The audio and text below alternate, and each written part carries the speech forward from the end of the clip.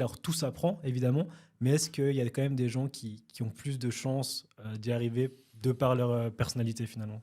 Alors, très sincèrement, beaucoup de chefs d'entreprise n'ont pas fait d'études supérieures Ok. pour la bonne et simple raison, c'est qu'ils n'ont pas eu de temps à perdre sur les bancs de l'université Ouais. ou des écoles. C'est un constat qu'on fait. Néanmoins, ils y reviennent plus tard en par le biais de la validation des acquis, etc. Parce que ça, c'est quelque chose qu'on sous-estime. Mhm. Mais une personne qui a une dizaine d'années d'expérience professionnelle, qui a monté sa boîte et qui, au bout d'un moment, se dit, tiens, il me manque telle compétence, eh bien, peut-être en digital, peut-être en comptabilité, peut-être sur, je ne sais pas, sur l'innovation, la créativité, sur autre chose, devrait pouvoir systématiquement eh bien, valider, valoriser cette expérience de manière à rentrer dans un processus de diplomation Ok.